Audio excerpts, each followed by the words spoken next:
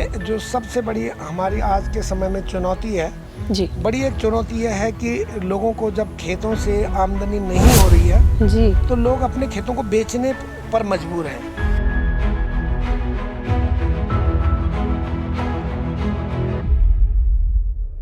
नमस्कार दर्शकों, खेती पर चर्चा इस खास कार्यक्रम में आपका बहुत बहुत स्वागत करती हूँ मैं अर्चना।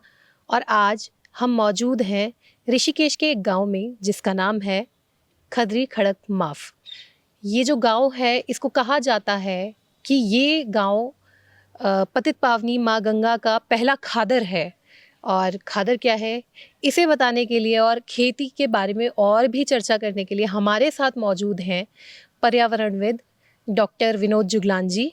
तो सर, कार्यक्रम में आपका बहुत बहुत स्वागत है। हाँ, बहुत बहुत धन्यवाद आपका। तो सर, सबसे पहले अभी जैसे मैंने अपनी बातों में ही बताया, एक शब्द का प्रयोग हमने किया खादर। तो ये हमारे दर्शकों के लिए, क्योंकि मोस्टली लोग नहीं जानते होंगे आज की डेट में, जो खेती की टर्मिनोलॉजी से बिल्कुल नहीं परिचित हैं, तो उनको बताइए कि खादर क्या है। उसमें हम लोग देखते हैं कि जैसे खादर है, पतित पावनी माँ भगवती गंगा जी का ये पहला उपजाऊ मैदान है। नदी द्वारा बहा कर लाए गए उपजाऊ मिट्टी के मैदान को खादर कहते हैं। हमारा जो गांव खदरी है ये खदरी खादर से ही बना हुआ है। अच्छा, तो इसके अलावा जैसे आज हम गांव में आए हैं, पीछे बहुत हमें हरा भरा मैदान दिखाई दे रहा है, खेत भी दिखाई दे रहे हैं। तो आपसे ये जानना चाहेंगे कि यहाँ पे जनरली जो खेती होती है वो कौन कौन सी फसलों की होती है और किस किस प्रकार से होती है। जैसा मैंने आपको बताया कि ये पहला खादर है, पहला उपजाऊ मैदान है। तो यहाँ अगर पहले की बात करें, आज से अगर 30 साल 40 साल पुरानी मैं बात करूँ, तो यहाँ पर लगभग हमारे पास में 1000 बीघा से अधिक जो गांव की हमारी खादर का क्षेत्र है, उसकी खादर मतलब सिंचित भूमि। उसके अलावा हमारे पास बांगर क्षेत्र भी है। असिंचित भूमि वाला जो खड़कमाप वाला क्षेत्र है वो सारा बांगर क्षेत्र है, असिंचित भूमि का। तो लगभग इस जनपद का ये ऐसा पहला बड़ा गांव है कि जिसमें हमारी जो तादाद है, किसानों की तादाद भी बहुत है। लेकिन अब समय के साथ परिवर्तन हो रहा है। अब खदरी में जैसे आपने फसलों की बात की है, तो इसमें फसलें हमारे पास में सिर्फ 2 तरह की फसलें हमारे पास में रह गई हैं कि उसमें गेहूं और धान 2 फसलें रह गई हैं। गन्ना भी लोग नहीं उगा रहे हैं, उसके लिए बहुत सारी दिक्कतें यहाँ पर लोगों को आती हैं। तो धीरे धीरे लोग खेती से विमुख होते जा रहे हैं। बहुत अच्छी बात है। और इसके अलावा अगली चीज़ मैं ये पूछना चाहूँगी कि जैसे खेती करते हैं, शुरू में जब आपने भी कभी शुरुआत करी होगी, आपका पता है कि आपका प्रोफेशनल बैकग्राउंड, इससे पहले आप कंपनी में थे, वहाँ पे आप जॉब छोड़ के उसके बाद एकदम से कहा जाए कि वो एक प्रोफेशनल स्विच हुआ कि कहाँ आप मल्टीनेशनल कंपनी में जॉब कर रहे थे, उसके बाद आप यहाँ लोगों के बीच में, प्रकृति के बीच में आए। तो किस किस तरह की चुनौतियों का सामना यहाँ पे लोगों को आज की डेट में खेती के समय करना पड़ रहा है और उनसे निपटने की किस किस तरीके से प्रयास किए जा रहे हैं। जो बड़ी यहाँ समस्या है वो नील गायों की है, यहाँ पे हिरन की है, बारहसिंगा की है, उसके साथ में जंगली सूअरों की है। और सबसे ज्यादा जो बड़ी दिक्कत आ रही है वो एक दांत हाथी। यहाँ पर एकमात्र एक ऐसा हाथी है कि जिसको हम ना तो कहीं शिफ्ट कर पाए, क्योंकि हमारे जो यहाँ पे वन अधिनियम है वो इतने सख्त हैं कि जब तक कोई भी वन्य जीव कहीं पर किसी को ज्यादा नुकसान नहीं पहुंचाता है, जानलेवा नहीं होता है, तब तक वो कार्रवाई नहीं करते, तो उसमें वो कार्रवाई नहीं की जा सकती है जी। तो इस वजह से लोग खेती से विमुख होते आ रहे हैं।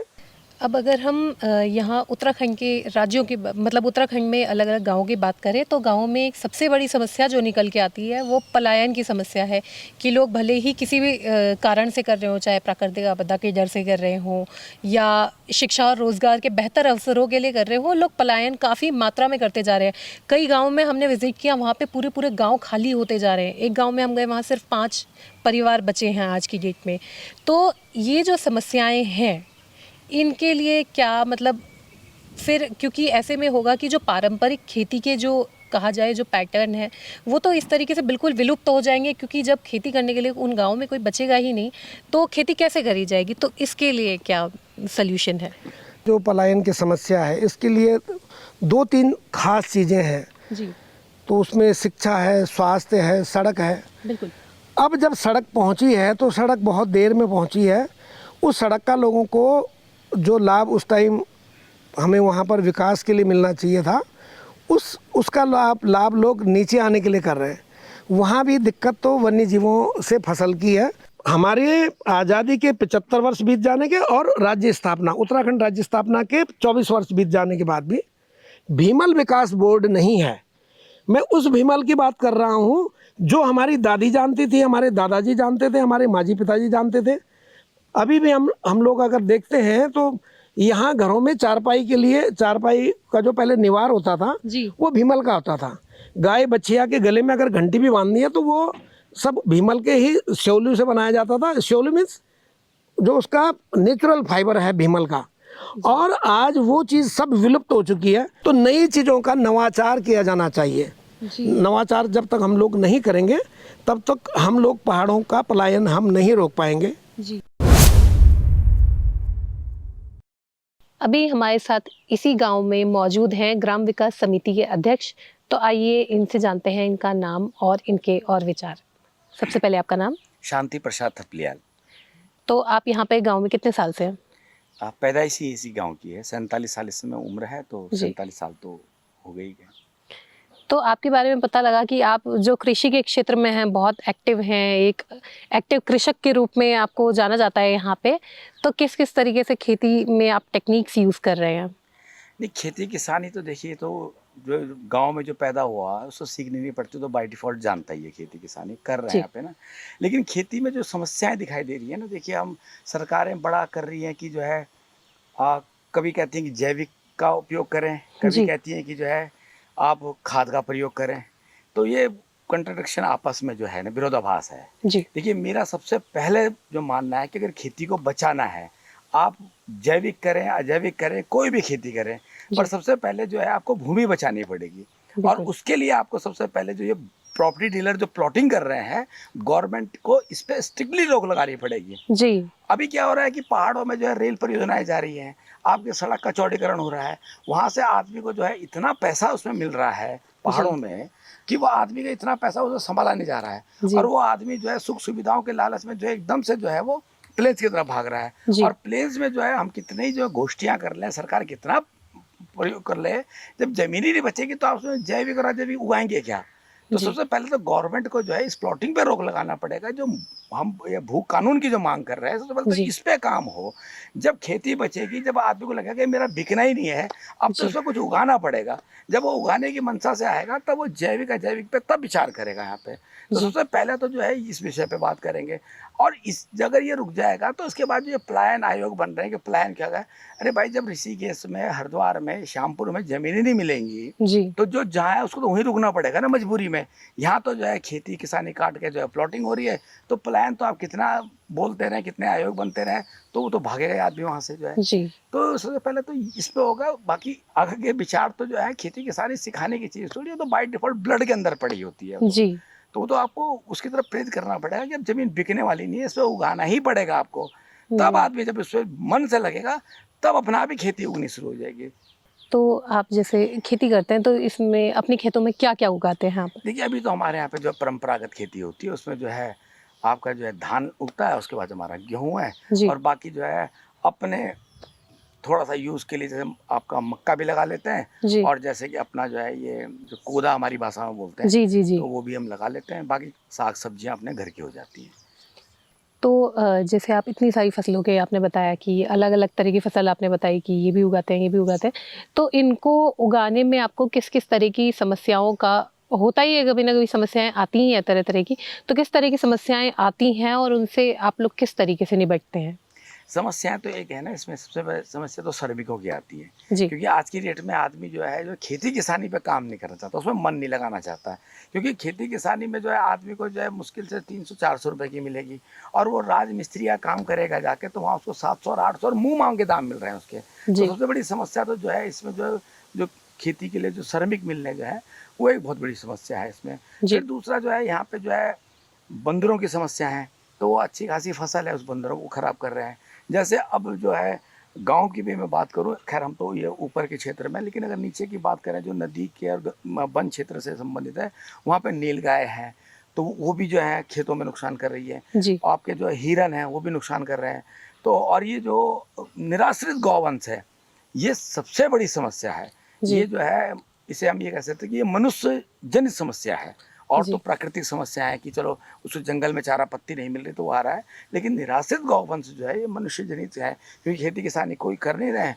जी। कहीं बाहर ये जब पहले बिक जाती थी, ले जा लेते थे, वो भी खत्म हो रही है, तो वो गौवंश जो है वो सड़कों पे घूम रहा है। जी। अब गौवंश को जो है भोजन करना है तो वो कहीं ना कहीं खेतों को नुकसान करेगा ही। जी। तो ये जो मनुष्य जनित ये बहुत बड़ी समस्या हमारे यहाँ पे फेस कर रहे हैं लोग इसको। हमारे साथ इस समय मौजूद हैं इस गांव की प्रधान श्रीमती संगीता थपलियाल, जो अपने आप में एक युवा ग्राम प्रधान के रूप में आसपास के एरिया में जानी जाती हैं। तो आइए उनसे करते हैं बात और जानते हैं इस गांव का हाल। तो सबसे पहले आपका कार्यक्रम में बहुत बहुत स्वागत है। धन्यवाद मैम।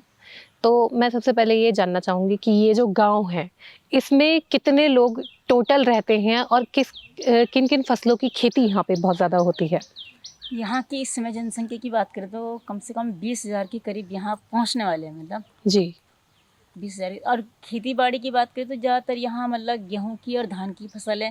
बाकी थोड़ा बहुत मतलब लोग वो करते हैं कि अपने सब्जी का निकाल देते हैं, जी। यही है ज़्यादा खेती बाड़ी। तो आपकी नज़र में यहाँ पे जो लोग खेती करते हैं उनको किस किस तरह की समस्याओं का सामना ज़्यादातर करना पड़ रहा है? ज़्यादातर समस्या यही हैं जो ये पशु लोग जो छूटे हुए, उनको रास्तों में छुड़े हुए, उनके लिए कोई व्यवस्था है ही नहीं, तो इसलिए वो रास्तों में छुटे हुए हैं। हम भी अपनी तरफ से काफ़ी प्रयास कर लिया है कि उनके लिए कहीं मतलब उनकी रहने की व्यवस्था की जाए, पर लेकिन फिर भी मतलब व्यवस्था नहीं हो पा रही है। कई तो सांडी हैं जो मतलब लोगों को मार भी रहे हैं, उससे तो मतलब जन को नुकसान भी हो रहा है, जी। मानव जन को भी नुकसान हो रहा है उससे। जी। तो उसके लिए सबसे पहले तो मतलब ये था कि अगर हमें गवर्नमेंट मतलब हमारा कोऑपरेट करे, हमें जी। उनके लिए कोई व्यवस्था बन जाए तो इतनी दिक्कत नहीं आनी थी। और रही हाथी की बात, तो हाथी भी जब तक लोग धान, यहाँ तक बात ये थी कि लोगों की धान की फसल काट के रखी हुई है, उसको भी मतलब मशीन पे डालने को है, काटना है, मतलब काट के मशीन पे निकालना है। हाँ जी। तो ही मतलब हाथी आके उसको भी नुकसान कर दे रहा है। जी। इतना मुश्किल हो रखा है। तो ये तो आपने बताई काफ़ी तरह की समस्याएं आप लोगों को फेस करनी पड़ रही हैं, स्पेशली जब हम जंगली जानवरों की बात करें। तो जो सरकार है यहाँ की, उत्तराखंड की जो सरकार है, उससे किस प्रकार का सहयोग आपको खेती में मिल रहा है? क्योंकि सरकार बहुत बड़े बड़े दावे कर रही है कि हम इस तरह का खेती का पैटर्न इस्तेमाल करेंगे, या ये फसल उगनी चाहिए किसानों को आगे बढ़ाने के लिए, लेकिन वो काम धरातल पे कितना ज़्यादा हो रहा है ये आपसे ज़्यादा अच्छा कोई नहीं बता सकता। तो बताइए इस बारे में। सरकार तो पूरा लगी हुआ है कि मतलब ये करो वो करो, लेकिन जब यहाँ मतलब जनता तक वो बात पहुँचे, मतलब जनता तक वो चीज़ें पहुँच पाए, वो सुविधाएं पहुँच पाए, जी। तभी तो जनता कुछ कर पाएगी। बिल्कुल। अब जैसे ये हाथी की बात करें हम, तो हम वन विभाग को कई बार कह चुके, मतलब इनको वो करो, लेकिन वही बात हो जाती है, बताया जैसे जुगलान जी ने, जब तक मतलब कोई अगर किसी को जब तक नुकसान नहीं होता तो तक उस पर कोई कार्रवाई नहीं करते हैं। जी। तो बात यहीं आके रुक जाती है। अभी हमारे साथ मौजूद हैं गांव की वार्ड मेंबर और गांव की जो जल समिति है उसकी प्रतिनिधि उषा थपलियाल जी। तो नमस्कार मैम, मेरा नाम उषा थपलियाल, मैं जी। यहाँ की पार्षद भी हूँ और मैं जल समिति की अध्यक्ष भी हूँ। तो सबसे पहले मैं आपसे ये जानना चाहूँगी कि जैसे खेती के बारे में, आज हमारा कार्यक्रम ही खेती पे है, तो आप अपने घर में या किस तरीके से खेती को प्रमोट किस तरीके से यहाँ पे किया जा रहा है?